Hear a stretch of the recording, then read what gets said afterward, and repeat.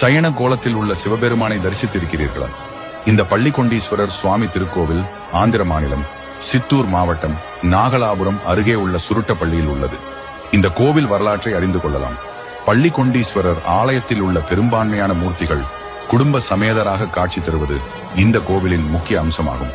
இந்த ஆலயத்தில் அருளும் பள்ளிக்கொண்டீஸ்வரர் சர்வ மங்களாம்பிகையின் மடியில் தலை வைத்து சயன கோலத்தில் காட்சி தருகிறார். பரந்தாமனை போலவே பரமேஸ்வரன் பள்ளி கொண்ட ஒரே கோவில் இது என்பது சிறப்பாகும். புராணத்தின்படி பார்க்கடலை கடையும் போது வெளிவந்த விஷத்தை சிவன் உண்டார்.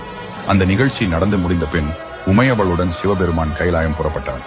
வழியில் அவருக்கு களைப்பு ஏற்பட்டது. அதனால் அவர் ஓரிடத்தில் ஓய்வெடுத்தார்.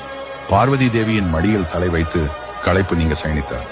அந்த இடமே சுருட்டப்பள்ளி என்று சொல்லப்படுகிறது. இந்த ஆலயத்தில் பார்வதி தேவி சர்வமங்களா என்ற திருநாமத்துடன் அருள்கிறார். கருவறைக்குள் 2 அடி உயரமான பீடத்தில் பார்வதி சர்வமங்களம்பிகை ஆகியோரின் மடியில் படுத்திருக்கும் 16 அடி நீளமுள்ள பிரம்மாண்டமான சிவன் சிலையை காணலாம். இந்த மூலவருக்கு எண்ணெய் அபிஷேகம் மட்டுமே செய்யப்படுகிறது. இந்த சிவசந்நிதியில் மற்றொரு தனித்துவமான அம்சம் என்னவென்றால் விபூதி வழங்கப்படுவதில்லை. வைணவ கோயில்களைப் போல தீர்த்தம் மட்டுமே வழங்கப்படுகிறது. இந்த ஆலயத்தில் தான் முதலில் பிரதோஷ வழிபாடு நடத்தப்பட்டதாகவும் அதன் பிறகே மற்ற சிவ ஆலயங்களில் பிரதோஷ வழிபாடு தொடங்கியதாகவும் ஒரு நம்பிக்கை உள்ளது. இங்கு ஏகபாத திரிமூர்த்தி காட்சி அளிப்பது அரிய ஒன்றாகும். படைத்தல் காத்தல் தொழில் கொண்ட பிரம்மா விஷ்ணுவை தன்னிடத்தே